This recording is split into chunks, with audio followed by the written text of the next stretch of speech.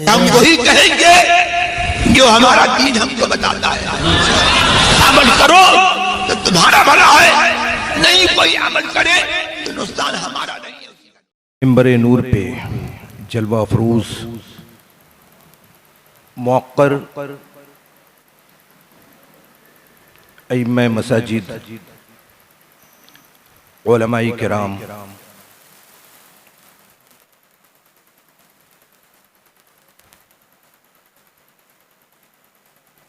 सामने बैठे हमारे बुजुर्गों, हम उम्र दोस्तों, अजीज बच्चों, अस्सलामु अलैकुम व रहमतुल्लाहि व बरकातुहू।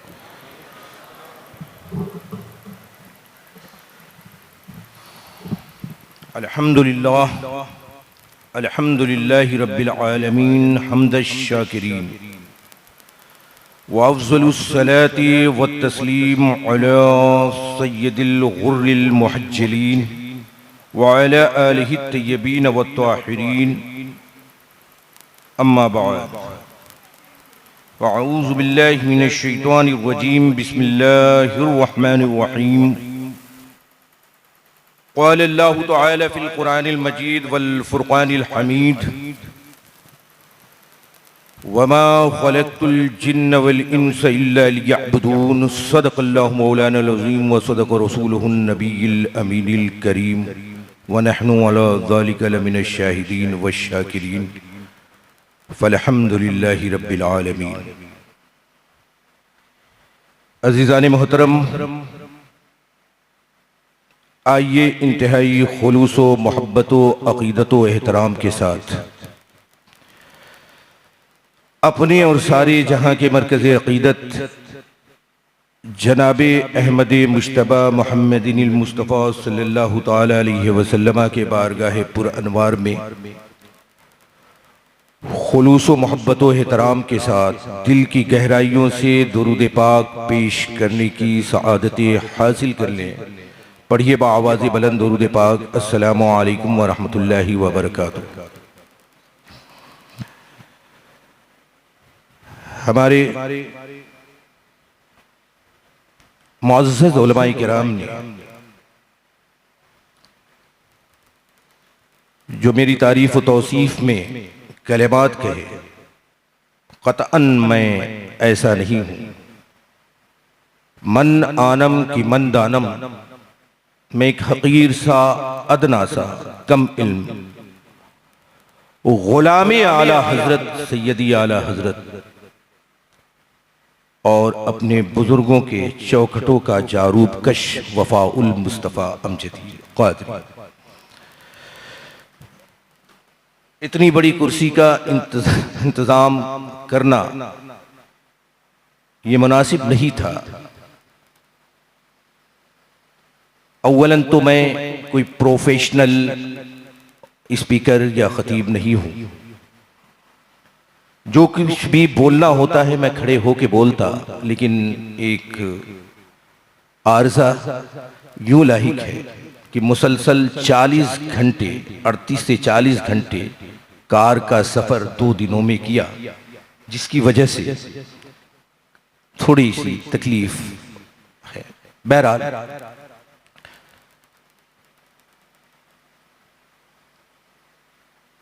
बड़ी खुशी की बात है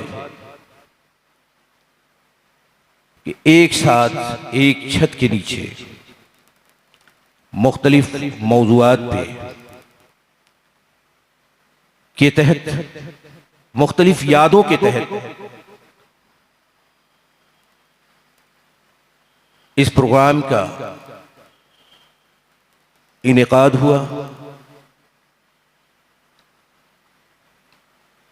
मुझसे पहले गालिबन आपने 2 ज़ी इल्म हजरात की मुदल्लल मुफस्सल खिताबात आपने समात फरमाए।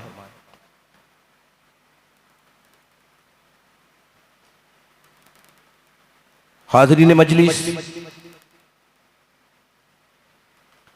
चंद वक्त के लिए हाजिर आया। आज का दिन बड़ा मुतबर्रक है कई मानों के लिहाज से। एक तो हम राकिब दोश मुस्तफ़ा सल्लल्लाहु ताला अलैहि वसल्लम लख्ते जिगरे बतूल ज़हरा हजरत इमाम हसन रज़ियल्लाहु ताला अन्हु की याद भी मना रहे हैं। और गालिबन आज का दिन हजरत मुजद्दिद अलफ़ैज़ानी का भी यौम विसाल है, जो कि सैयदी आला हजरत से पहले के मुजद्दिद थे।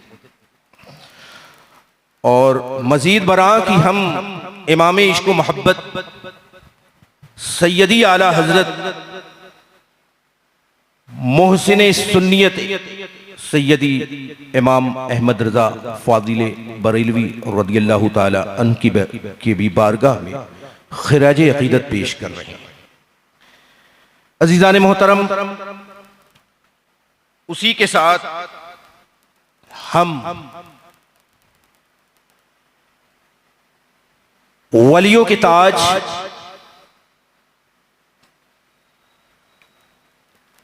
महाराष्ट्र की आन बान शान, बल्कि मैं तो कहूंगा कि पूरे हिंदुस्तान के विलायत के बादशाह हजरत सरकार सैयदना बाबा ताजुद्दीन अलैहि रहमा की बारगाह अक़दस में भी खिराज अक़ीदत पेश कर रहे हैं।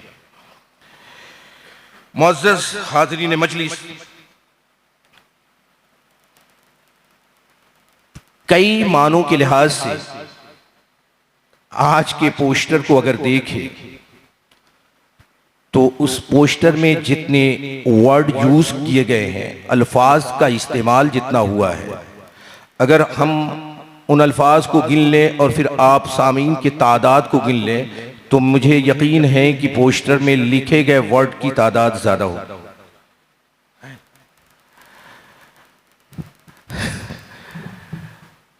अब ये हमारा ज़ौक़ है, पता नहीं क्यों, हालांकि इस जलसे के ऑर्गेनाइजर ने और एहतमाम करने वालों ने कोई कसर नहीं उठा रखी कि अहले शहर को आज के इस मुतबर्रक, पाकीज़ा और बामानी इजलास की खबर ना हो। ये वक्त का बहुत बड़ा अलमिया है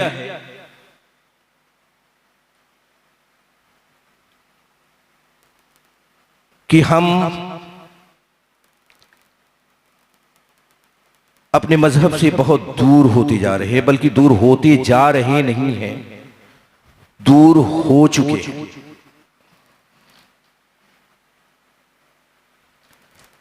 मैंने कलाम मुक़द्दसा की एक बहुत ही मशहूर मारूफ आयत करीमा की तिलावत से खुद को मुशर्रफ किया। रब इरशाद फरमाता है कि हमने नहीं पैदा किया इन जिन्नातों और इंसानों को सिवाय इसके कि ये हमारी इबादत करे, मेरी इबादत करे। वमा खलक़तुल जिन्न वल इंस, हमने इंसानों और जिन्नातों को सिर्फ इसलिए पैदा किया ताकि मेरी इबादत करे। अज़ीज़ान मोहतरम, हर शय जो बनाई जाती है या पैदा की जाती है या तख्लीक होती है, उसका कोई ना कोई मकसद होता है। इस दुनिया पे, इस रूए जमीन पे कोई ऐसी शय नहीं है जो बगैर मकसद के हो, है ना। बगैर मकसद के कोई शय नहीं है। ये अलग बात है कि बरसहा बरस में हमने रिसर्च, तालीम, तहकीक के बाद हमने अशिया की मार्फत जानी और उसकी अफादियत जानी। रब्ब कायनात ने, खल्लाक़ आज़म ने क्यों पैदा किया, ये हम बहुत देर में जाने। और अभी करोड़ों करोड़ ऐसी मखलूक़ात हैं जिनके बारे में इंसान नावाकिफ है। ये माइक यहाँ पे सिर्फ इसलिए है, और माइक बनाने वाले ने सिर्फ इसलिए बनाया है कि ये मेरी आवाज दूर तक फैल जाए, है ना। ये लाइट इसलिए जला रहे हैं ताकि इस लाइट से रोशनी फूटे और अंधेरा और तारीकी दूर हो जाए। मैं अगर गिनाने लगूं तो रात भर गुजर जाएगा। कि कहने का मकसद, हासिल मकसद ये है कि दुनिया की कोई शय ऐसी नहीं है जिसको बनाने वाले ने बगैर किसी मकसद के बनाया हो। है कोई? आपने देखी है कोई शय? हम रब्बे कायनात की बात नहीं करते, हम इंसानों की बात करते हैं कि हम जो अपने रिसर्च से या इंसानों ने जिन अशिया को बनाया है, आप बताइए कोई ऐसी चीज बता दीजिए जिसको बनाने वाले ने बनाया हो और उसका कोई मकसद नहीं है? है? नहीं है। अजीज़ान मोहतरम, आप सामने आ जाए ताकि लगे कि हाँ मेरे मुखातबीन हैं। मेरे जब बोलने वाला बोलता है और सामने खामोशी का मंजर होता है तो ऐसा लगता है कि हम किसी सहरा में बोल रहे हैं। और आप अल्हम्दुलिल्लाह हुजूर पाक के उम्मती हैं, औलिया किराम के मानने वाले हैं, सैयदी आला हजरत फादिल बरेलवी के पैरोकार हैं। आप इस तौर पे बैठे कि आपके बैठने से लगे कि यहाँ पे रसूल पाक का उम्मती बैठा है, इमाम अहमद रजा का गुलाम बैठा है और बाबा ताजुद्दीन का दीवाना बैठा है। अजीज़ाने गिरामी, कम से कम सुबहान अल्लाह तो कहें, मेरे लिए नहीं बल्कि वहदहु ला शरीक के लिए। तो आप अगर सुबहान अल्लाह कहेंगे तो आपके नामाए आमाल में नेकियां लिखी जाएंगी। आपके चेहरे का ताअस्सुर और आपके अल्फाज हमें बताएंगे कि हाँ मुझे कितना वक्त तक बोलना चाहिए। तो मैं ये अर्ज कर रहा था कि दुनिया की कोई शय ऐसी नहीं है जो बिला वजह बनाई गई हो। अल्लाह रब्बुल इज्जत ने कमोबेश 18,000 मखलूकात को पैदा किया है ना, मालूम है ना, आपने सुना होगा, पढ़ा होगा। उन मखलूकात को पैदा करने का मकसद वहदहु ला शरीक का है ना। हम इंसान भी एक मखलूक हैं, चरिंद परिंद भी मखलूक हैं, नबातात जमादात सारी मखलूक हैं, जानवर, ये सब कुछ मखलूक हैं अल्लाह के। लेकिन इन मखलूकात में सबसे अफजल आला और बेहतर और हसीन तर तख्लीक हजरत इंसान की रब्बे कायनात ने फरमाई है ना। सबसे आला मखलूक जो है वो इंसान की, और हजरत इंसान ऐसे हैं कि अल्लाह के बाकी मखलूकात पर तसर्रुफ हासिल कर लेते है ना, उन पे अपने अख्तियारात को दिखाते हैं। तो आप बताइए कि एक जर्रा भी बगैर मकसद के रब्बे कायनात ने नहीं बनाया, तो हम इंसानों को बिला वजह पैदा कर दिया। हम इंसानों का कोई मकसद नहीं। इस फाकदानी गीती पे पैदा करने का मकसद क्या है वहदहु ला शरीक का? क्या कभी हमने सवाल किया खुद से कि ए वफाउल मुस्तफ़ा, तू आखिर इस दुनिया में क्यों भेजा गया? हमने खुद अपना मुहासबा किया कि आखिर हमारे पैदा होने का मकसद क्या है? अजीज़ाने व गिरामी, हम सवाल करें या ना करें, रब्बे कायनात फरमा दिया है कि हमने इंसानों और जिन्नातों को सिर्फ इसलिए पैदा किया ताकि वो मेरी इबादत करें। अब तर्जुमा सुन के आप घबरा गए होंगे, है ना, कि भाई जब इंसानों के पैदा होने का मकसद ही यही है कि खाली इबादत करें, तो क्या मतलब है मुसल्ला और तस्बीह लेके 24 घंटा हम मस्जिदों में बैठ जाएं? क्या मकसद है कि हम सिर्फ और सिर्फ अल्लाह अल्लाह करते रहें? मकसद क्या है कि हम सिर्फ नमाजें पढ़ते रहें, 24 घंटा मस्जिदों में डेरे डंडे डाल दे? अज़ीज़ान गिरामी, ऐसा नहीं है। मैं बताऊंगा वजह तख्लीक हमारी इबादत, मकसद इबादत। अगर हम ये समझ रहे हैं कि तर्जुमे से ये साबित हो रहा है कि सिर्फ हम नमाज पढ़ें, रोज़े रखें, हज करें, यानी 24 घंटा 24 आवर्स हम अल्लाह की तस्बीह व तहलील में, सजदे में गुजारते हैं, अज़ीज़ान गिरामी, इबादत का मफ़हूम क़तअन ये नहीं। ये यकीनन नमाज, रोज़ा, हज, ज़कात ये इबादत हैं, लेकिन अहमुल इबादात है। क्या है? अहमुल इबादत हैं, इजहार इबादत के तरीक़े। इबादत का मफहूम तो कुछ और है, आप बताइए। इबादत मतलब अब्द से बना है, यानी इजहार अबदियत, इजहार बंदगी। अब्द हम खुद को क्या कहते हैं? अब्द कहते हैं कि नहीं कहते? अब्द यानी बंदा, अब्द के माने गुलाम। तो आपको समझाने के लिए मैं ये अर्ज करूंगा कि अब्द के माने गुलाम और इबादत के माने इजहार गुलामी क्या है। आप ये बताइए कि अगर किसी का एक गुलाम है तो क्या आप बता सकते हैं कि वो चंद लिमिटेड टाइम के लिए गुलाम है या 24 आवर्स या पूरी लाइफ के लिए गुलाम है? आप बताइए। किसी ने, आपने गुलाम की तारीफ पढ़ी होगी ना, कि पहले इंसान बेचे और खरीदे जाते थे या पहले गुलाम होते थे। तो गुलाम का एक आका होता है कि नहीं होता है? तो आप बता दीजिए कि अब्द के माने तो गुलाम हुए और इबादत के माने इजहारे गुलामी हुए। तो ये बताइए कि वो अब्द चंद वक्त के लिए गुलाम है या पूरे टाइम के लिए गुलाम है? बताइए। वो सो रहा होता है तो गुलाम होता है, खा रहा होता है तो गुलाम होता है, पी रहा होता है तो गुलाम होता है, चल रहा होता है तो गुलाम होता है। वो कभी गुलामी से तो खाली नहीं हो सकता है ना। वो अगर अपने आका का गुलाम है तो हमेशा गुलाम है। तो अजीजाने गिरामी, हाँ, उसके आका के पास जाने का एक वक्त होता है कि इतने वक्त, इतने बजे तुम्हें मेरे पास आके हाजिरी देनी है, इतने बजे आके सलामी देनी है। तो इसको कहते हैं इजहारी इबादत। अल मुख्तसर यूं कि हम भी अल्लाह के बंदे हैं और पैदाइश का मकसद ये है इबादत।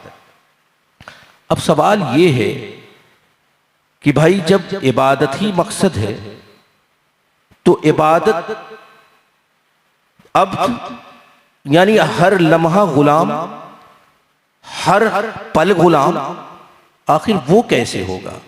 तो अजीजाने गिरामी, यही समझने का फेर है कि रब्बे कायनात ने हमें पैदा करके भेजा, मकसद ये है कि हम उसकी इबादत करते रहें। अगर कोई आका का गुलाम है तो गुलामी से कभी खाली नहीं होता है। तो अजीजाने गिरामी, आखिर वो कौन सा तरीका है कि जिस तरीके को अपनाने के बाद एक बंदा हमेशा अल्लाह का बंदा रहेगा और हमेशा इबादत होती रहेगी, है ना?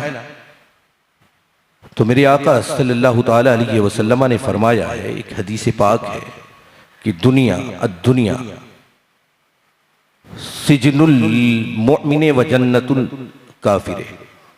दुनिया क्या है? ये मोमिनीन के लिए कैद खाना है और काफिरों के लिए जन्नत है। दुनिया क्या है?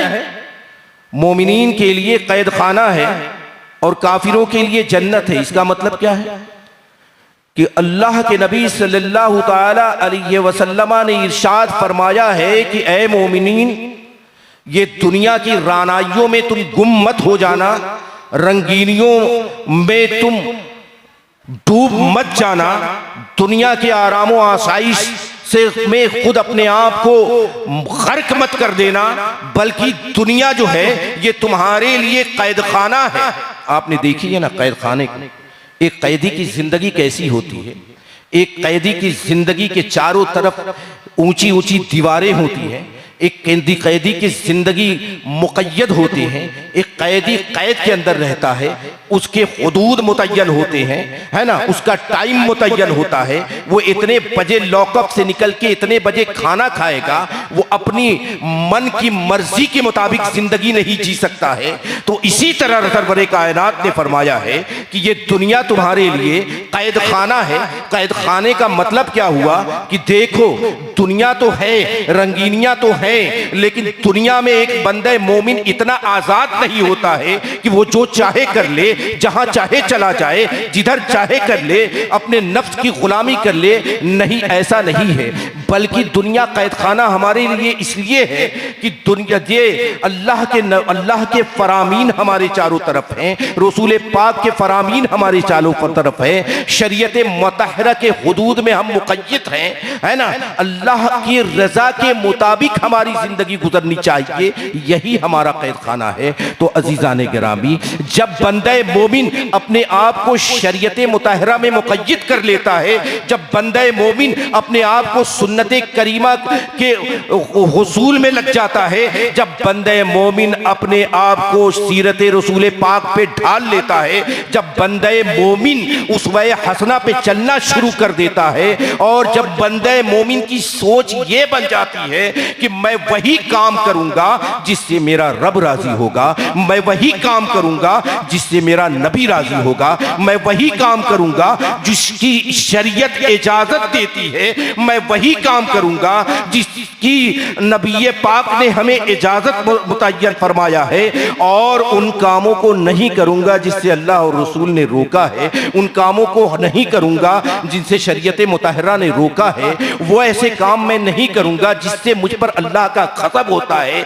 जब एक बंदे मोमिन की फिक्र ये बन जाती है और जब इस साचे में अपनी जिंदगी गुजारता है, तो एक बंदे मोमिन सो रहा होता है, वो इबादत हो रही होती है, एक बंदे मोमिन चल रहा होता है, इबादत हो रही होती है, एक बंदे मोमिन बोल रहा होता है, इबादत हो रही होती है, एक बंदे मोमिन अपने रिस्क में लगा होता है और इबादत हो रही होती है, एक बंदे मोमिन दुनिया के मामलात को तय कर रहा होता है, इबादत हो रही होती है, एक बंदे मोमिन हुकूक़े ज़ौजियत को अदा कर रहा होता है और इबादत हो रही होती है। क्यों?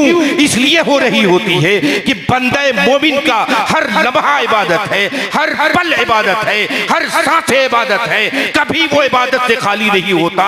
जिस तरह एक गुलाम अपनी आका की गुलामी से खाली नहीं होता, इसी तरह बंदे मोमिन का एक एक जुमला इबादत होता है, एक एक हरकत इबादतें होती है, एक एक पल इबादतें होती है। कब होती हैं? जब हमारे अमाल शरीयत मुतहरा के दायरे में होना शुरू हो जाए, जब हमारे किरदार शरीयत मुतहरा के दायरे में होना शुरू हो जाए। तो अजीजान गिरामी, तो पता क्या चल गया कि बंदे मोमिन कभी इबादत से खाली नहीं होता। बंदे मोमिन ऐसा हो ही नहीं सकता कि अपने वो बंदे मोमिन का अमल इबादत से खाली हो। हमारी पलकें झुकती हैं तो इबादत होती है, हमारी सांसें निकलती है तो इबादत होती है। ये सोच अगर हम बता लें कि आज के बाद हमारी जिंदगी वो ऐसी जिंदगी होगी जो कुरान के मुताबिक होगी, जो रसूल पाक के कौल के मुताबिक होगी, जो अक़वाले सहाबा के मुताबिक होगी, तो अजीज़ान गिरामी जब इस पे अज़्म मुसम्मम कर लेंगे तो यकीन जाने चल रहे होंगे इबादत हो रही होगी, बोल रहे होंगे इबादत हो रही होगी, बच्चों के लिए हुसूल रिज़्क़ में बिजनेस कर रहे होंगे, इबादत हो रही होगी, मामला तय कर रहे होंगे, इबादत हो रही होगी। तो अजीज़ान गिरामी पता ये चला कि अल्लाह ने हमें सिर्फ इसलिए पैदा किया ताकि हम उसकी इबादत करें। इबादत का मकसद ये है कि हमारे आमाल भी इबादत बन जाए, हमारे हरकतों सकनात भी इबादत हो जाए, हमारे अक़वाल भी इबादत हो जाए, हमारा हर लम्हा इबादत हो जाए, हमारा हर पल इबादत हो जाए। तो अजीज़ान गिरामी, हम जानेंगे कैसे कि कौन से अमाल सही हैं? हम जानेंगे कैसे कि अल्लाह ने हमें किन चीज़ों का हुक्म दिया है? हम ये जानेंगे कैसे कि मेरे नबी ने किन चीज़ों से रोका है? हम ये जानेंगे कैसे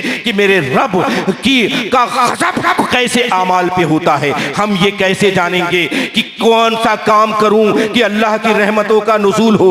हम ये कैसे जानेंगे? अज़ीज़ान गिरामी, इसके लिए शरीयत मुतहरा है, इसके लिए शरीयत का इल्म है। आप जानते हैं कि अल्लाह और रसूल का हुक्म है कि हम पढ़ें। कुरान की पहली आयत थी इक़रा, यानी पढ़ने, तालीम, एजुकेशन। अल्लाह के नबी सल्लल्लाहु अलैहि वसल्लम ने फरमाया कि इल्म दीन का हासिल करना, आप तो जानते होंगे ना, हर मर्द औरत पे फर्ज है। क्या है? हर मर्द औरत पर फर्ज है बक़दरे ज़रूरत इल्म दीन का हासिल करना, हर मर्द औरत पर फर्ज है बकदरे जरूरत। यानी अब पता क्या चल गया कि अगर हमें हर लम्हा इबादत बनानी हो, हर पल इबादत बनानी हो, अपनी नींद को भी इबादत बनाना हो और अपने कारोबार को भी इबादत बनाना हो, अपने घर में अपने अहलो अयाल के साथ बात करने के अमल को भी इबादत बनाना हो और अपने मामलात को तय करने के अमल को भी इबादत बनानी हो, तो अजीज़ान गिरामी हमें बकदरे ज़रूरत इल्म दीन का जानना फ़र्ज है। हम पर अल्लाह और रसूल की तरफ से ये फ़र्जियत आए थे कि हम बकदरे ज़रूरत इल्म दीन को सीखें, इल्म दीन को जानें। तो अजीज़ान गिरामी ये जानना हमारे लिए ज़रूरी है। हम नहीं जानेंगे, हम अनजान रहेंगे तो हमारे आमाल भी ख़राब होते रहेंगे। अगर हम नहीं जानेंगे तो हम अनजान रहेंगे तो हमारे किरदार भी ख़राब हो रहे हैं। अजीज़ान गिरामी मैं ये अर्ज़ कर रहा था कि हमारी वजह पैदाइश क्या है? सिर्फ इबादत है। इबादत कब होगी? जब हम जानेंगे। इबादत कब होगी? हम जब इल्म दीन सीखेंगे। इबादत कब होगी? जब हम अल्लाह और रसूल के बताए हुए रास्ते को हम समझ लेंगे। समझेंगे कैसे? जानेंगे कैसे? इसके लिए हमें इल्म दीन सीखना पड़ेगा। अजीज़ान मोहतरम अभी ये टॉपिक को यहाँ स्टॉप करके फिर चलते हैं कि आज देखिए हम दिन कहाँ कौन सा मना रहे हैं। सैयद हजरत इमाम आली मकाम के बिरादे अकबर हजरत सरकारी सैयदना इमाम हसन रज़ियल्लाहु ताला, सुभान अल्लाह, माशा अल्लाह, क्या कहना है। हजरत इमाम हसन ये कौन है? आप तो जानते हैं ना, हम हसन हुसैन बचपन से सुनते चले आ रहे हैं। राकिब दोशे मुस्तफ़ा सल्लल्लाहु ताला अलैहि वसल्लम। यकीनन ये हमारी कुछ देर के लिए मैं कहूँगा कि महरूमुल किस्मती है कि हम हसन मुश्तबा के तस्करे को नहीं करते हैं, है ना। अलग से हसन डे नहीं मनाते हैं, यादगार नहीं मनाते हैं। बाखुदा आज मेरे जहन पे जब मैं गौर कर रहा था तो एक बहुत बड़ा मसला हल हुआ सिर्फ याद मनाने से। काश कि हमने याद मनाया होता तो आज जो हमारी कौम एक मसले को लेकर गुमराह हो रही है वो नहीं होती। आप जानते हैं वो क्या है? थोड़ा सा मुख्तसर मैं अर्ज ये कर दूं कि सैयदा फातिमा ज़हरा रज़ियल्लाहु ताला अन्हा की बिरादर के बड़े साहबजादे हजरत अली मुश्किल कुशा रज़ियल्लाहु ताला अन्हु के सबसे पहले साहबजादे हजरत उम्मुल फज़ल जो ज़ौजे मोहतरमा है हजरत अब्बास रज़ियल्लाहु ताला अन्हु। एक रोज ख्वाब में देखा उन्होंने कि फातिमा के घर में से एक रोशनी फूटी और अक़साए आलम में छा गई। मैं मफ़हूम हदीस बयान कर रहा हूं। इस ख्वाब को हुजूर पाक की बारगाह में जब उन्होंने पेश किया तो अल्लाह के नबी सल्लल्लाहु ताला अलैहि वसल्लम ने मुस्कुराते हुए फरमाया कि फातिमा का लख्त जिगर पैदा होने वाला है और वो ऐसा होगा। उनकी खुसूसियात भी बयान फरमाई। अजीज़ान मोहतरम पैदाइश के बाद खुशियों का माहौल हुआ। हजरत अली मुर्तज़ा रज़ियल्लाहु ताला अन्हु ने फरमाया हुजूर मैं इसका नाम हर्ब रखना चाहता हूँ। हर्ब। आक़ाए दो जहां ने फरमाया कि नहीं, इसका नाम अल्लाह की मशीयत है कि हसन हो और हसन रखा। अल्हम्दुलिल्लाह बचपना है और हुजूर पाक ने फरमा दिया कि मेरा हसन मेरा बेटा वो है जो एक वक्त आएगा जब उम्मत में खलफचार मचा होगा, दो ग्रोह आपस में लड़कर के खून कत्लो गारत करने वाले होंगे। उस वक्त मेरा बेटा उम्मत को बचा लेगा। हुजूर पाक ने कहा था कि ये भी जाम शहादत नोश करेगा। जब जाम शहादत नोश करेगा तो इसका चेहरा जर्द हो जाएगा, हरा हो जाएगा, हरा। अजीज़ान गिरामी हजरत हसन रज़ियल्लाहु ताला अन्हु जब मस्जिद में जाते थे तो आलम यह हुआ करता था, इतना इर्तियाज पैदा हो जाता था, इतने कांपने लगते थे खौफे खुदाबंदी से, इतने डर जाया करते थे कि उनके दांत बजने लगते थे, पैरों में कपकपी तारी हो जाती थी, बाज दफा तो वो बेहोश हो जाते थे। लोग उठाते थे और पूछते थे कि इमाम हसन आप मस्जिद में आकर इतना खौफजदा क्यों हो जाते हैं? तो हजरत इमाम हसन फरमाते हैं कि मैं जब भी मस्जिद में आता हूं तो मुझे वहदहू ला शरीक का खौफ इस कदर आता है कि मैं जब उसके घर में आता हूं दिल खौफ से लरज जाता है और मेरा वजूद मेरे अपने काबू में नहीं होता। जब आज इस मस्जिद में आलम यह है, मैं डर जाता हूं उस दिन से जिस दिन मेरा सामना रब्बुल इज्जत से होगा। आखिर उस दिन मैं कैसे सामना करूंगा, अपने रब के सामने कैसे खड़ा हो पाऊंगा? खौफे खुदामंदी से मैं कांप जाया करता हूं। ये खौफे खुदा का ये हजरत इमाम हसन के अंदर ये मामला था कि इस कदर खौफ हो जाते थे कि मस्जिद में लरस जाया करते थे। किससे? अल्लाह के खौफ से। कौन हसन?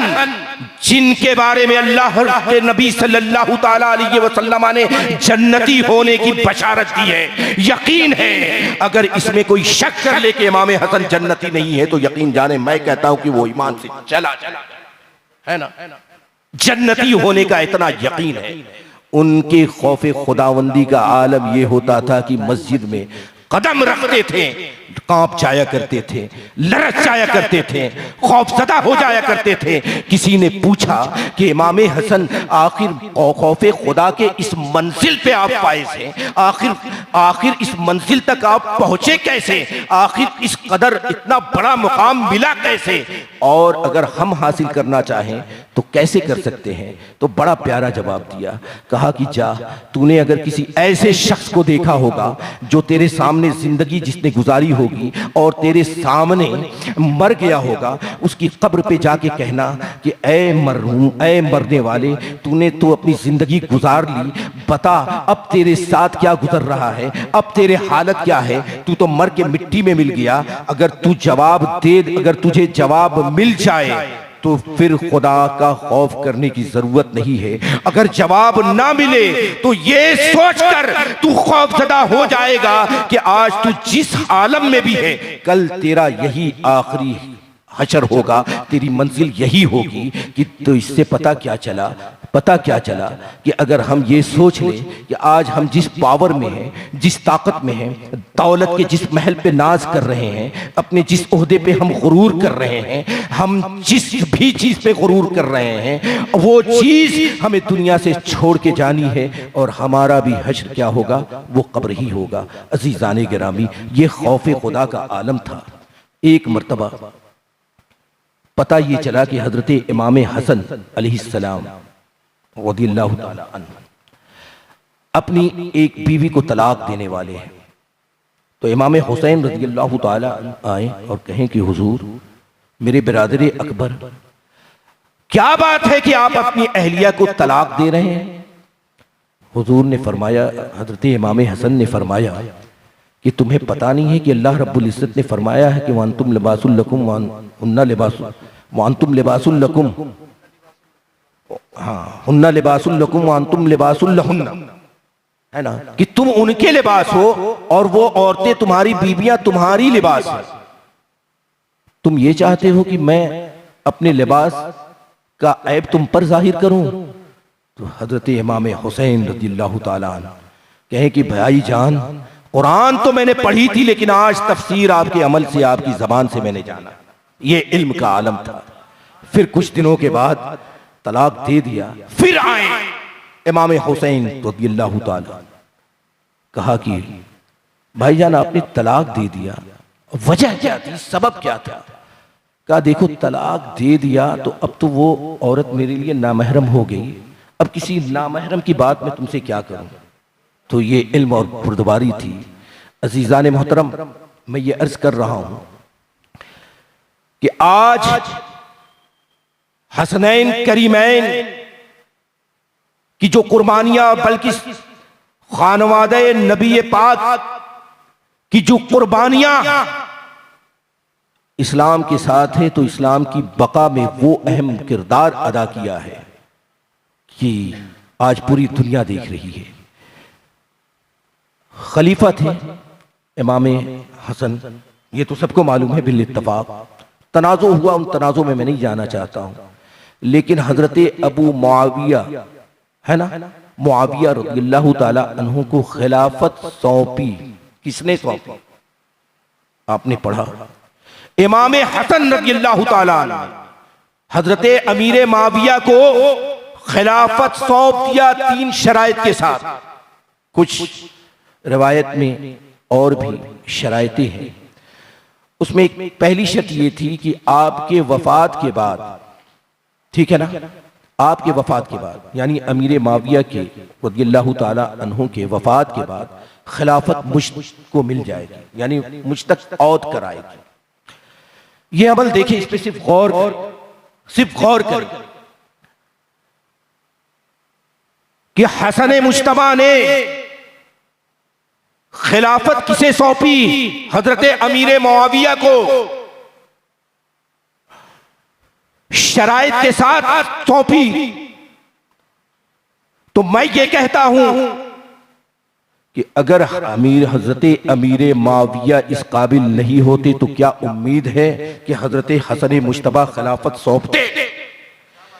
अगर खिलाफत के लायक हजरत अमीर मुआविया नहीं होते, या एक तिनके के बराबर भी सवाल कायम किया जा सकता था, तो अली के लाल से ये उम्मीद थी। अब बताइए, तारीख पढ़ करके इसका जवाब दे दे तो पता क्या चला कि यकीनन हजरत अमीर मुआविया की ज़ाते बाबरकात बेदाग है। बेदाग नहीं होती तो हसन मुज्तबा कभी भी खिलाफत सौंपते नहीं, और सौंपना भी शराइत के साथ। शराइत के साथ कौन सौंपता है? जो फाते होता है। अजीज़ान गिरामी, इस टॉपिक में तो बहुत सारी बातें हैं। तो पता क्या चला कि हजरत अबू मुआविया अमीर मुआविया रज़ियल्लाहु ताला अन्हु हक पे हैं और बेदाग सीरत के हामिल हैं। और जहां जहां हसन मुज्तबा का तज़किरा होगा, हम यकीन माने हजरत अमीर मुआविया रज़ियल्लाहु ताला अन्हु का भी तज़किरा करेंगे। क्यों करेंगे? कि एक दस्ते मुबारक से खिलाफत दी जा रही है, तो जो शख्स दे रहा है, लेने वाला भी उस काबिल होना चाहिए। ये सलाहियत थी हजरत अमीर मुआविया रज़ियल्लाहु ताला अन्हु पे। बेदाग सीरत के हामिल थे, सहाबी रसूल थे, कातिबे वही थे। अज़ीज़ान गिरामी, इनकी ऐसी सीरत कि मैं बता नहीं सकता हूं। अब बताइए, एतराज मोतरीजीन को जो एतराज करते हैं, जो कुत्ते हजरत अमीर मुआविया की जात पर कीचड़े उछालते हैं और अपने आप को कहते हैं कि हम अहले बैत के वफादार हैं, वो ये बताएं कि क्या अली का लाडला, अली का लाल अपने बाप के दुश्मन से मुसालहत करेगा? सिर्फ इस सवाल का जवाब हमें दे दिया जाए कि अली का बेटा दुश्मने अली से मुसालहत करेगा, अली का बेटा दुश्मने अली को खिलाफत सौंपेगा। अगर तिनके के बराबर भी नाहक होता तो जिस तरह इमाम अली मकाम ने सर कटाया, इमाम हसन मुज्तबा भी सर कटा चुके होते। लेकिन नाहक के साथ समझौता नहीं करते, नाहक के हाथ पर बैअत नहीं करते, नाहक को कभी अपना खलीफा नहीं मानते। बड़ा भाई ऐसा करता, आप बताइए। यही खिलाफत देना साबित करता है कि हजरत अमीर मुआविया रज़ियल्लाहु ताला अन्हु बेदाग सीरत के हामिल हैं, और वह भी इस काबिल है कि हम उनकी याद मनाएं, उनका तज़किरा करें, उनका जिक्र करें। है ना अज़ीज़ान गिरामी? बस इस सवाल का जवाब दे दो। अगर नाहक मानोगे तो इमाम हसन मुज्तबा का नाहक के सामने अपने सर को खम करना लाजिम आएगा, है ना? अगर नाहक मानोगे तो नाहक से समझौता करना लाजिम आएगा। हाँ, नाहक था, कौन था? यजीद पलीद था। अब उसने देखा कि अरे मेरे बाप के बाद तो खिलाफत तो हसन मुज्तबा के तरफ लौट जाएगी, तो साजिश के तहत उसने, तफसील है इसमें, 5 मर्तबा जहर दिलवाया। पांचों मर्तबा हजरत हसन मुश्तबा को बड़ी तकलीफ हुई। जिस तरह मछली को बाहर निकाल दिया जाए पानी के, तड़पती है मछलियां, उसी तरह हसन मुश्तबा भी तड़पते थे। मगर सुबह होती थी, बारगाह खैरुल अनाम पे हाजिरी दे के दुआ करते थे। हुजूर पाक की बारगाह में हाजिरी देने की वजह से शिफायाबी मिल जाती थी। 5 मर्तबा जहर दिया गया मगर कुछ ना हुआ। छठी बार बहुत दूर से जहर मंगाया गया और ऐसा जहर हीरे के बुरादे, हीरे के जहर को यानी हीरे को पीस करके पानी में पिलवा दिया। जैसे ही इमामे हसन मुश्तबा ने नोश फरमाया, इतना खतरनाक जहर था कि पीते ही पूरे हल्कूम को चीर दिया और कलेजे के टुकड़े उल्टी की शक्ल में आने लगे। अजीजान गिरामी, अतड़ियां कट गई। अंधेरा था। जैसे ही उनकी हमशीरा हजरत ज़ैनब ने देखा, चिराग जलाया तो देख के चीख उठी कि भाईजान ये क्या हो गया है। हजरत हसन मुश्तबा ने फरमाया कि कुछ नहीं, जल्दी हुसैन को बुलाओ। जब हुसैन इमाम आली मकाम तशरीफ लाए तो देख के चीख उठे कि भाईजान ये किसने किया। फौरन गुस्से में तलवार म्यान से निकाल लिया। कहा कि आप बताइए किस पे शक है आपका।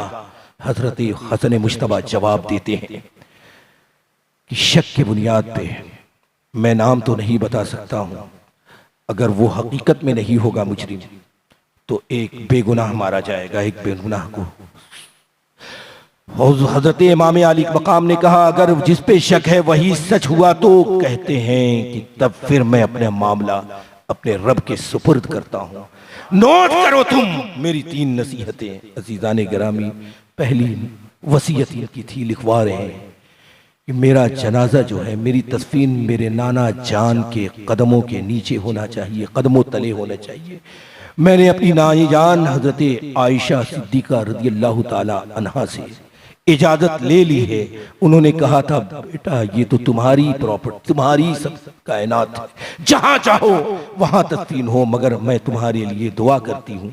इसलिए अम्मी आयशा की तरफ से रुकावट नहीं होगी, लेकिन फिर भी मेरी विसाल के बाद फिर से उनसे इजाजत ले लें।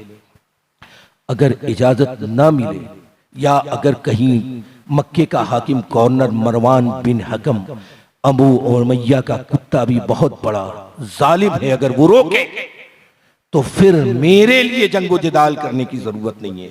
फिर आम मुसलमानों के कब्रिस्तान में मेरी माँ के कदमों के नीचे, कदमों तले मुझे दफन किया जाए। अजीजान मोहतरम, कहने का मर्ज ये है कि सब्र का वो जबल शामिख कि दुश्मन के बारे में पूरा कन्फर्म है मगर नाम नहीं ले रहे हैं, जंगो जिदाल से अपने भाई को रोक रहे हैं। और तारीख कहती है अमीर हसन और गरीब हुसैन क्यों जानते हैं?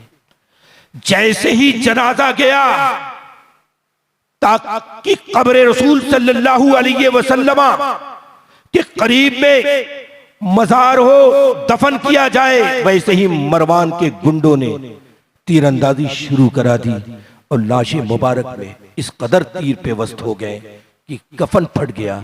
फिर इमाम हुसैन रज़ियल्लाहु ताला अन्हु को एक और कफन पहनाना पड़ा। तो इस एतबार से 2 बार कफन नसीब हुआ। मगर कुर्बान जाइए कि एक बिरादर अकबर को 2 बार कफन पहनना पड़ा। मगर वाह रे, इमाम आली मकाम बेगौरो कफन जिसे दफन किया गया वो इमाम सैयदुश शुहदा, जिन्हें एक भी कफन नसीब नहीं हुआ। ये हालात थे हमारे उन मोहसिनों के जिन्होंने अपने खून से इस्लाम की तारीख को लिखी है, जिन्होंने अपने बच्चों की कुर्बानियों को दे करके इस्लाम को पाइंदाबाद किया है, जिन्होंने अपने घर को लुटा करके हम तक कुरान और हदीस की रोशनी फैलाई है, पहुंचाई है, हम तक अपने दीन को पहुंचाया है। अजीजान गिरामी, हम अपने आप को तलाश करें। लोग कहते हैं कि इमाम आली मकाम ने इस्लाम को मुकम्मल कर दिया, लेकिन अजीजान गिरामी ये बात अधूरी है।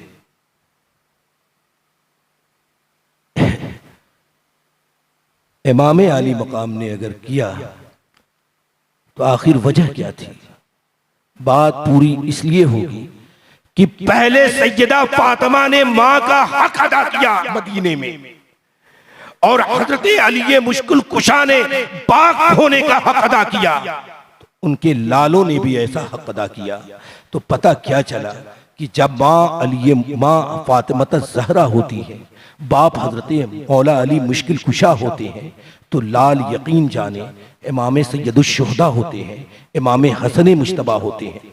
अजीज़ान गिरामी, पता क्या चला कि माँ ऐसी थी कि हजरत अली फरमाते हैं कि मैं एक मर्तबा घर में दाखिल हुआ, सलाम किया, उधर से भी मेरी ज़ौजा मोहतरमा भी जब भी मैं जाता था तो मुस्कुरा के सलाम किया करती थी। और ये तरीका इतना आम है, इतनी बाबरकत है कि बुजुर्गों ने लिखा है कि जब शौहर घर से में आया करे, बीबियां अगर मुस्कुराकर शौहर से सलाम करती हैं, उसकी वजह से घर में रहमतों अनवार की बारिशें होती हैं, रिस्क में बरकतें होती हैं, घर की परेशानियां छटती हैं। ये सैयदा फातिमा की सुन्नत करीमा है। अगर कोई घर परेशान हाल हो, उस घर में इस सैयदा फातिमा की सुन्नत को राइज कर दीजिए, वो घर रहमतों अनवार का मरकज बन जाएगा।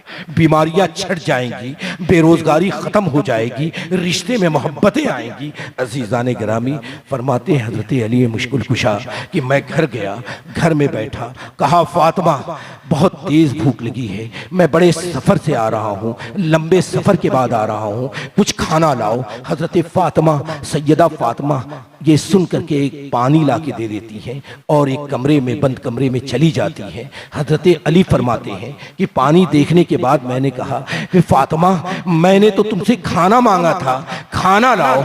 फिर कोई जवाब नहीं आता है। फिर हजरत अली मुश्किल कुशा फरमाते हैं कि फातिमा मेरी ज़ौजे मोहतरमा, खाना चाहिए, मैं भूखा हूँ। फिर देखते हैं कि फातिमा लख्ते जिगरे मुस्तफ़ा रो रही हैं, हज़ारों कतार आंसू गिर रहे हैं। और जब कमरे में जाके देखते हैं तो पूछते हैं कि आखिर ये बताओ कि आप क्यों रो रही हैं, मैंने आपसे खाना तलब किया। हज़रत सैयदा फातिमा कहती हैं कि हुजूर मैं इसलिए रो रही हूँ कि मेरे शौहर ने खाना मांगा मगर मैं खाना नहीं दे सकी, इसलिए नहीं दे सकी कि घर में कुछ है ही नहीं है। और घर में आज तकरीबन 9 दिन से मैं और मेरे बच्चे फाका कर रहे हैं। हजरत अली फरमाते हैं, तड़प जाते हैं, और तड़पने के बाद कहते हैं कि तुमने बताया क्यों नहीं मुझसे? तो हजरत फातिमा कहती हैं, मेरे बाबा ने मुझे ये सबक दिया था, मुझसे ये कहा था कि फातिमा तुम अपने शौहर से वो ना मांगना जो उसके पास ना हो, इसलिए मैं आपसे नहीं कह सकी। आज तो हम 9 दिन से भूखे हैं, लेकिन मेरे बाबा 15 दिन से भूखे हैं। हजरत अली तड़प जाते हैं और फौरन खड़े होते हैं और पूरी ताकत को जमा करके एक यहूदी के बाग में जाते हैं और कहते हैं कि मुझसे कुछ काम ले ले, अब बदले में कुछ दे दे। यहूदी कहता है कि इस बाग को तुम पानियों से सैराब करो और एक डोल के बदले में मैं तुम्हें एक खजूर दूंगा। हजरत अली फरमाते हैं कि मैंने 3 डोल भरा ही था कि मैं थक गया था, मगर अपनी सारी ताकत को जमा करके 17 डोल मैंने पानी डाले, 17 खजूर दिए और मैं लेके बारगाह नबी सल्लल्लाहु अलैहि वसल्लम में हाजिर हुआ और कहा हुजूर। हुजूर ने देखकर मुस्कुराए, कहे अली तुम आ गए? मैंने कहा जी हुजूर मैं आ भी गया और ये नजराना आपकी बारगाह में। हुजूर ने खजूर को देख करके मुस्कुराए और कहें नहीं मैं तन्हा इसका हकदार नहीं हूँ, बल्कि चलो तुम्हारे बच्चे भी भूखे हैं, मेरी बेटी मेरी लख्ते जिगर भी भूखी हैं। और हुजूर खुद ले जा करके अपने हाथों से अपने नवासों को ना जाने कितने दिनों के भूखे प्यासे हजरत इमाम हसन के हलक में डालते हैं, हजरत इमाम हुसैन के हलक में डालते हैं। तो अजीज़ान गिरामी ये वाकया है, ये सब्र व क़नाअत का दर्स है कि जो मामूल अंबिया हो, जिसके इशारे पे पहाड़ सोना बन जाए, जिसके इशारे पे दौलत कदमों में गिर जाए, लेकिन सब्र व रज़ा का माहौल देखिए, घर में मुसलसल फाका कशी है, जिनकी लख्त जिगर फाका कशी करने पे है, जिनके नवासे भूखे हैं। आखिर हमें इससे क्या सबक मिलता है कि हम जिस दीन के मानने वाले हैं, हमारे पेशवाओं का ये आलम था, हमारे पेशवाओं का ये सब्र जमील का ये मामला था, ऐसे हालात थे। अज़ीज़ान गिरामी, हज़रत अली फरमाते हैं शादी होने के बाद अपनी सौजा से कहते हैं कि फातिमा समझती हो, जानती हो मैं कुरान कैसे पढ़ता हूँ? हजरत फातिमा कहती है कैसे पढ़ते हैं? कहते हैं मैं जब एक रिकाब पे एक पैर रखता हूँ, घोड़े पे सवार होते होते एक कुरान खत्म हो जाता है। हजरत गिरामी ये देखिए, आखिर हमारे समझ में किसी ने कहा ये क्या है, तो कहते हैं यही करामत है। करामत उसे ही कहते हैं जिसे समझ में ना आए। हजरत फातिमा कहती हैं कि मेरे शौहर नामदार, मेरे ताजदार, मेरे सरों के ताज, मेरे सर के ताज, मैं जानते हैं मैं कुरान कैसे पढ़ती हूँ? फरमाती है कि मैं कुरान ऐसे पढ़ती हूँ कि जब चक्कियों के बीच में जब दाने डालती हूँ और जब चक्की घुमाती हूँ, तो जब चक्की एक चक्कर घूम लेती है, जितने देर में घूम जाता है उतनी देर में एक कुरान खत्म कर लेती हूँ। तो आप अंदाजा लगाए, जिसके बाप का ये मकाम होगा, जिसकी माँ की ये अजमत होगी, उसकी औलाद कैसी होगी, उसकी औलादों का आलम क्या होगा। अज़ीज़ान गिरामी, हजरत अली फरमाते हैं कि शादी के बाद मैंने बड़ा खुश था कि आज मेरी सौजा बड़े नए कपड़े में ज़ेबतन किए हुए हाजिर होंगी, लेकिन जब हुजरे में जाता हूँ तो देखता हूँ कि फातिमा ज़हरा के जिस्म पे जो लिबास है उस पे 17 पेबंद हैं। अज़ीज़ान गिरामी, हुजूर पाक ने अपनी बेटी को रुखसत किया तो हजरत फातिमा फरमाती हैं बाबा जान आज तो मैं दुल्हन बनी हूँ, आज तो एक नया लिबास दे दो। तो अज़ीज़ान गिरामी, आज 17 पेबंद लगे हुए लिबास को ज़ेबे तन किए हजरत सैयदा फातिमा ज़हरा दुल्हन बन के अपने शौहर नामदार के पास जाती है। ये आलम होता है। आप बताइए, जिनके खौफ का आलम ये था कि एक दिन हजरत अबू बकर रज़ियल्लाहु ताला अन्हु की सौजा के पास रोने लगती है। वो पूछती हैं कि अरे फातिमा आप रोती क्यों हो? तो कहती हैं कि मुझे मौत से डर लगता है। कहती है अरे रसूल पाक की शहजादी और मौत से डरे?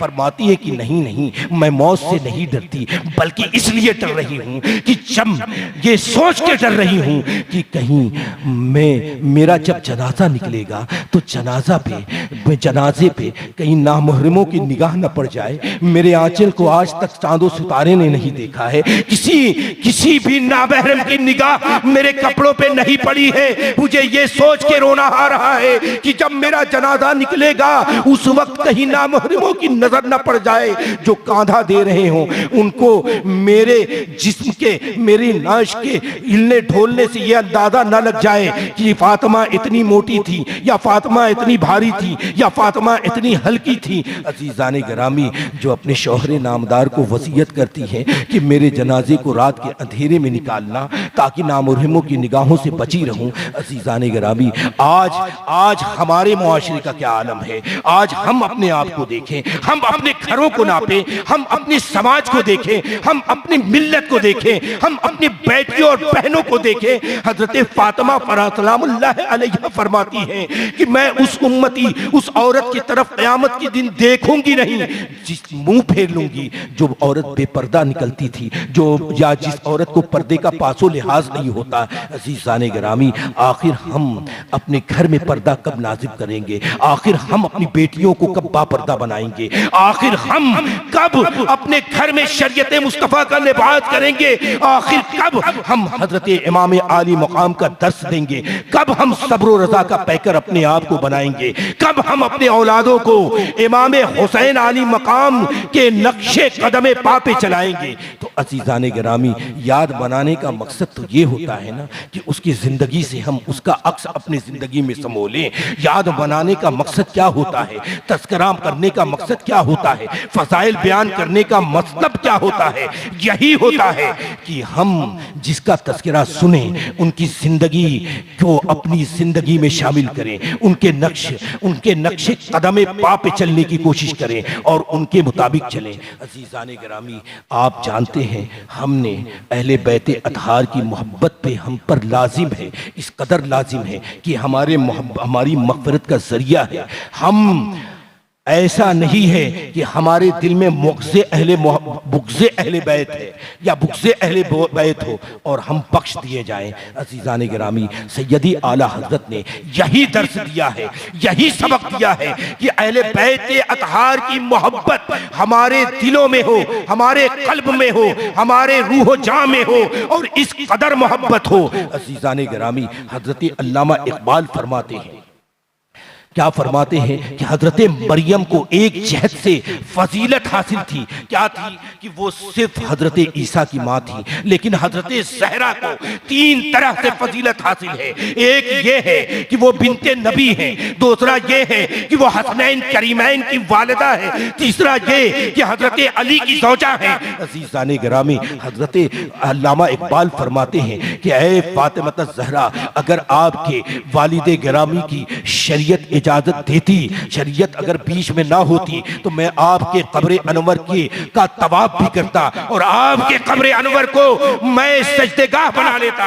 ये अकीदत का आलम था, ये मोहब्बत का आलम था, मगर मैं पाबंद हूँ सिर्फ आपके बाबा जान की शरीयत मुतहरा का।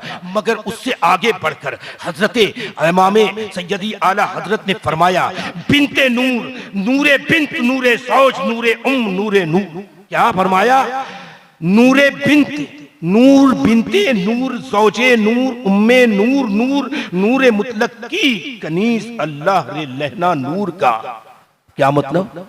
नूरे मुतलक की कनीज अल्लाह रे लहना नूर का। नूरे बिन, नूर बिनते नूर, सौजे नूर, उम्मे नूर, नूर। क्या मतलब है? हजरत सैयदी आला हजरत ने फरमाया कि जो कि नूर की बेटी है, कौन? फातिमा ज़हरा नूर की बेटी है, नूर की बीबी है और नूर की माँ है।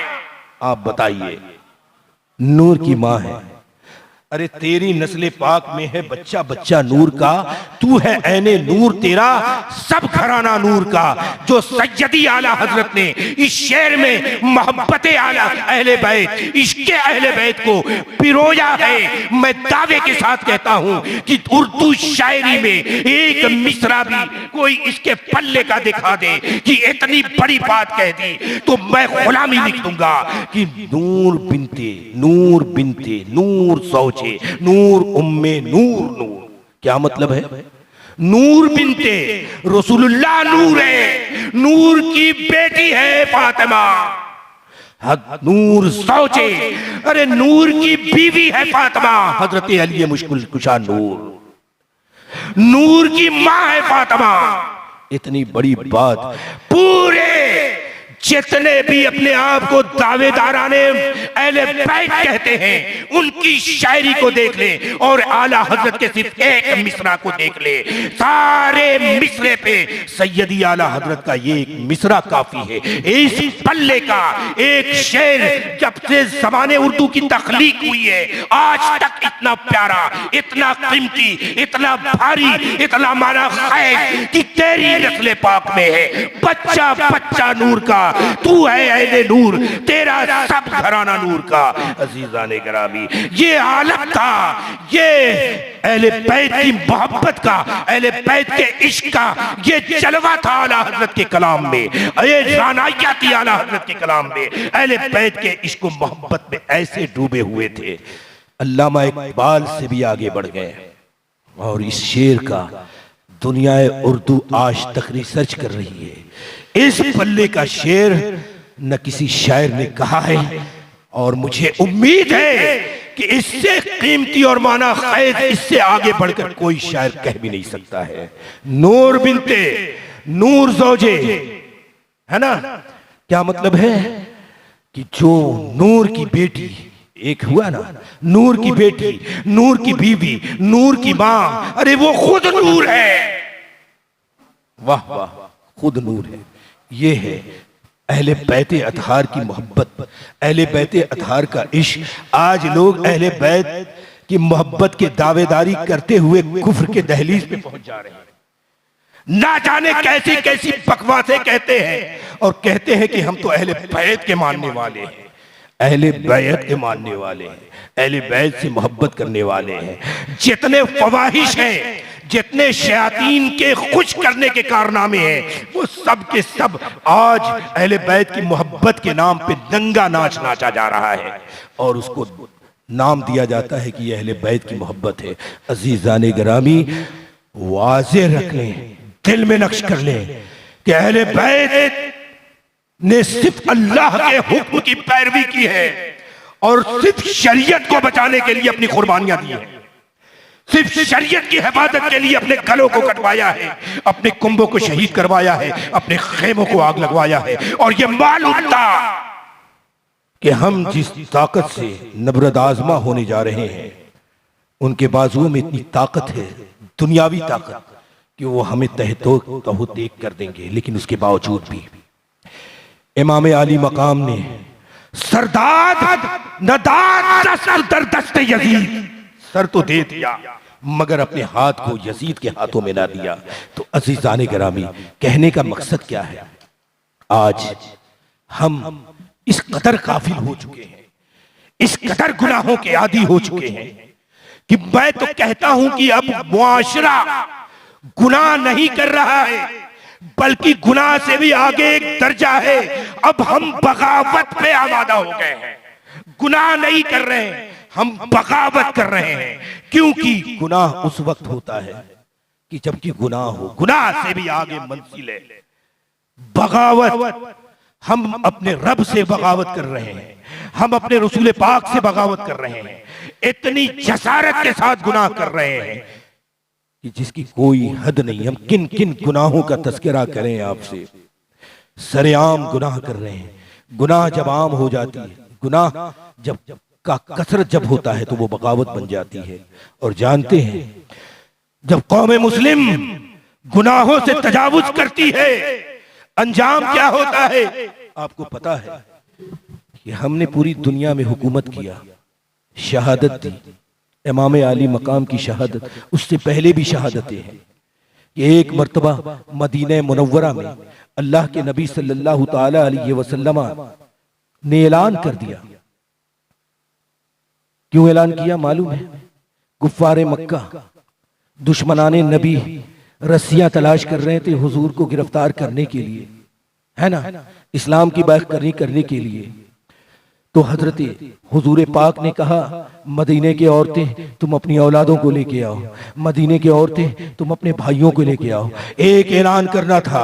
मदीने की ख्वातीने मदीना ने, मदीने की औरतों ने अपनी जवान भाइयों को पेश कर दिया, अपने जवान लख्त नूरे नजर नौजवान नौनहालों को पेश कर दिया। कहा कि हुजूर इसे ले जाएं और वापस ना लाएं ताकि मैं शहीद की मां कहलाऊं। इस तरह पूरी भीड़ लग गई।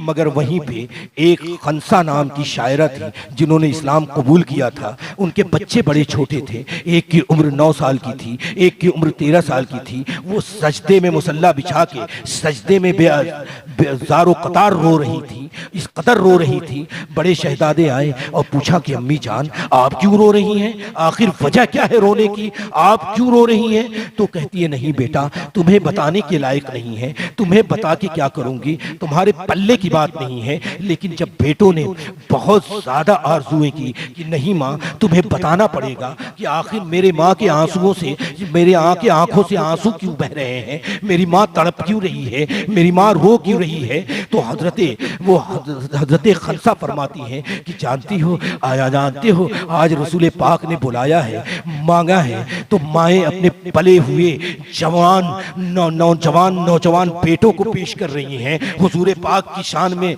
क्या नाम है फिदा होने के लिए।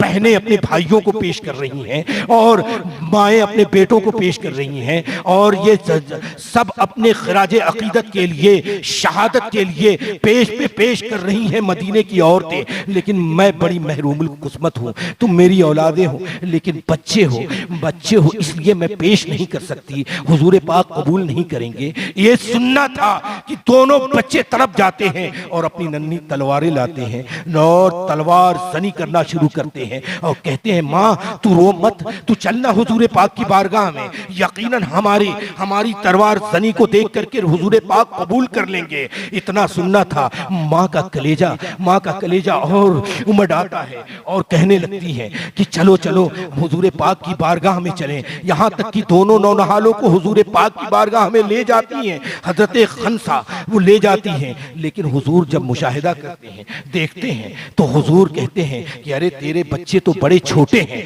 तेरे बच्चे तो बड़े नन्हे हैं, उम्र कम है, ये क्या लड़ेंगे, ये लड़ने के काबिल नहीं है। इसी में बड़ा बेटा कहता है नहीं हुजूर, मैं अगरचे देखने में छोटा हूँ। इतने ही में तलवार उठाकर तलवार के जौहरों को दिखाना शुरू करता है।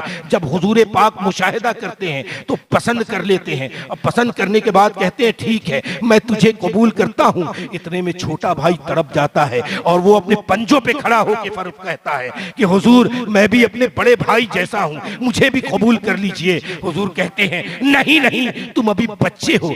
कहते नहीं हुजूर मैं अपने भाई से ताकतवर हूँ, मेरे अंदर जज्बा है, मेरे अंदर कुव्वत है, मेरे अंदर ताकत है। तो हुजूर कहते हैं, फिर बच्चा कहता है, हुजूर कहते हैं कि नहीं अभी तुम्हारी कमसनी का आलम है, तुम नहीं लड़ पाओगे। वो बच्चा कहता है नहीं हुजूर, या तो आप मेरे भाई के साथ मुझे कुश्ती करा दे। इतने में वो हुजूर तैयार हो जाते हैं और कुश्ती के लिए होता है कि चलो कुश्ती लड़ लो। कुश्ती लड़ते हैं। छोटा भाई कहता है भाई आज तू मेरी लाज रख ले, आज तू मुझसे हार जा ताकि मुझे भी हुजूर पाक कबूल कर ले। तू तनहा शहीद मत होना, तो कल तेरी लाश आ दे ताकि मैं उस मैदान में तेरी लाश को उठा सकूं और तेरे साथ मैं भी जामे शहादत नोश कर सकूं, मैं भी अपने हुजूर पे फिदा हो सकूं, मैं भी अपने हुजूर पे कुर्बान हो सकूं।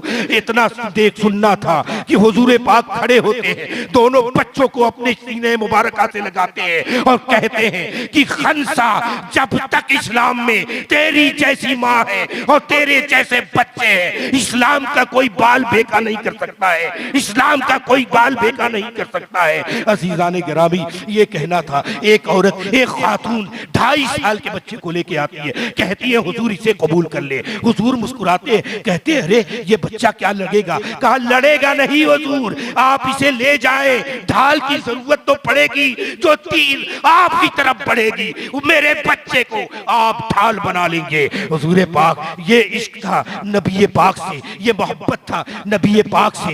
एक 70 साल की खातून बूढ़ी आती है, कहती है हुजूर मैं भी जाऊंगी। हुजूर फरमाते हैं अरे बूढ़ी का क्या काम? कहीं नहीं मैं जाऊंगी, शहीदों को पानी पिलाऊंगी, मैं आपकी हिफाजत करती हूँ। बहरहाल हुजूर कबूल फरमा लेते हैं। लड़ाई शुरू होती है। जहाँ हुजूर थे उधर देखते हैं कि कुफ्फार आ रहे हैं।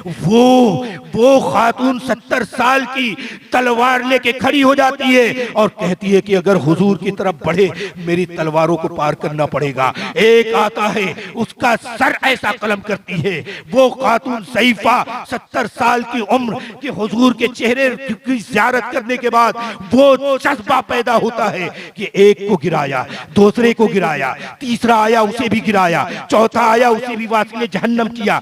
5 लाशों को तड़पता देखकर कुफ्फार खौफजदा हो जाते हैं। कहते अरे निकल लो यहाँ से, भाग लो। जिस कौम की एक सईफा की ये ताकत है तो अली, जिस कौम की सईफा की तलवार की धार का आलम ये है तो मौला अली की तलवार का धार का आलम क्या होगा? अजीजान गिरामी वो वहीं से रफू चक्कर हो जाते हैं। आज देखे ये जज्बा था तो हमने स्पेन पे हुकूमत की थी, हमने हिंदुस्तान पे हुकूमत की थी, इस्लाम पूरे अक्साई आलम में फैल गया। अल्लाह ने इज्जत दिया था, अल्लाह ने हमें सरबलंदी दी थी, अल्लाह ने हमें हुकूमतें दिया था। वजह क्या थी? इश्क नबी हमारे दिलों में था, ये वालहाना इश्क था जिसकी बुनियाद पे हम बावकार थे।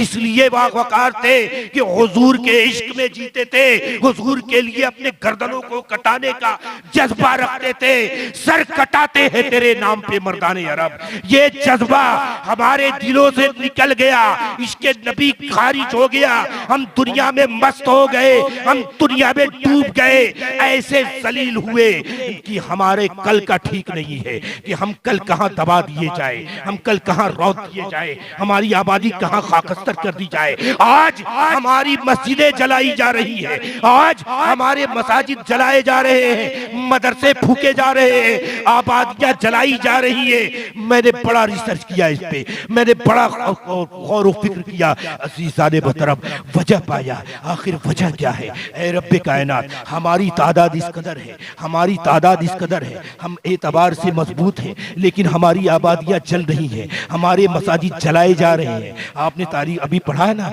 इस सालों के इन दो चंद सालों के अंदर ना जाने कितनी मसाजिद को जला दी गई, मदारिस को फूंक दिए गए, कुरान मुकद्दसा को के साथ बेहुरमती हुई, नबी के जात पर हमले किए जा रहे हैं। आखिर वजह क्या है? पता ये चला हमारे दिलों से इश्क नबी निकल गया था। स्पेन घुमा निगाह में, आप तारीख स्पेन को पढ़ ले। स्पेन वो था जिस पे 700 साल मुसलमानों ने हुकूमत की थी। किस बुनियाद पे की थी? इसके रसूल के बुनियाद पे किया था। लेकिन जब मुसलमानों ने स्पेन खुद को दुनिया में खर्च कर लिए, अपने आप को शरीयत से अलग कर दिए, इसके नबी को निकाल कर दुनिया के रंगीनियों में डूब गए। पता क्या होता है? अंजाम क्या होता है मालूम है? ईसाइयत हमला आवर होती है। वो स्पेन, वो सरजमीन जहां पे मस्जिद कर्तबा दुनिया की सबसे आलीशान सन्नाई और रकबे के एतबार से बोल रहा हूं, दुनिया की सबसे आलीशान मस्जिद कर्तबा जो कि सबसे खूबसूरत मस्जिद है, जब ईसाइयों ने हमला किया, मुसलमानों का जानते हैं अंजाम क्या होता है?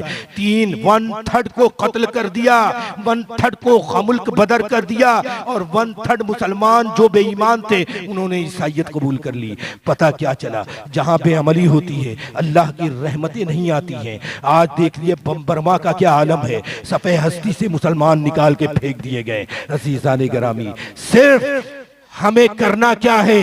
हमें अपने नबी का गुलाम बनना है। ऐसा गुलाम बनना है को गुलामी कब होगी? जब हम नबी की शरीयत को जानेंगे, जब नबी की दीन को जानेंगे, जब उलूमे दीन मुस्तफ़ा से सरशारी होगी, जब सीरत मुस्तफ़ा पढ़ेंगे। आखिर इश्क होता कैसे है कि एक आशिक अपने महबूब के बारे में जाने। हम जितना पढ़ेंगे नबी के किरदार को, उतना ही हमारे अंदर इश्क का शोला भड़केगा, और यही इश्क का शोला हमें बामे उरूज तक पहुंचाएगा। अज़ीज़ाने गिरामी, बड़ी माजरत के साथ, तो अगर वाकई हम हुजूर के उम्मती हैं, हमें कुछ करना चाहिए कि ऐसे ही मर जाना चाहिए? बताइए, ऐसे ही मर जाना चाहिए? तो एक मोहब्बत को सबूत अज़ीज़ाने गिरामी, चंद दिनों के बाद आमद है ना, माह रबीउन नूर शरीफ है ना। तो इस माह रबीउन नूर को आप कैसे मनाएंगे? जानते हैं, अल्लाह के नबी सल्लल्लाहु अलैहि वसल्लम को सबसे पसंदीदा चीज जो है हुजूर पाक की बारगाह में दुरूद पाक पेश करना। मालूम है कि नहीं? कि दुरूद पाक की मकबूलियत में कोई शक नहीं। उलमा फरमाते हैं कि दीगर इबादत के बारे में तो यकीनी तौर पे नहीं कहा जा सकता है कि आपकी नमाजें कबूल होंगी कि नहीं होंगी, हुई या नहीं हुई, लेकिन दुरूद पाक ऐसी इबादत है जो फौरन कबूल होती है, अल्लाह के नबी के बारगाह में पेश कर दी जाती है। और एक बार जब बंदे मोमिन एक मर्तबा दुरूद पढ़ता है तो उसके 10 गुनाह माफ कर दिए जाते हैं और 10 दर्जात बुलंद होते हैं, 10 नेकियां लिखी जाती हैं। अजीजान मोहतरम, सबसे पसंदीदा चीज अल्लाह और अल्लाह के रसूल को दुरूद पाक है। तो मैंने एक प्लान बनाया है, अगर आपने साथ दिया यकीनन ये कामयाब तरीन होगा। 1.25 करोड़ दुरूद पाक पढ़ने का तहैया, 1.25 करोड़, 1 करोड़ 25 लाख। इस मिशन को इंशाअल्लाह ताला हम आम करेंगे कि चांद होने से लेके 12 रबीउन नूर तक 1.25 करोड़ के टारगेट को पूरा करना है। इंशाअल्लाह ताला आप भी तहैया कर लें कि 12 दिन हमें आका की बारगाह में दुरूद पाक पेश करना है, और इस तौर पे पेश करना है कि हर काम करते हुए हम दुरूद पाक पेश करेंगे। कसरत से दुरूद पढ़िए, गिनिए, लिखिए, आप तक हमारा पैगाम इंशाअल्लाह ताला पहुंचेगा।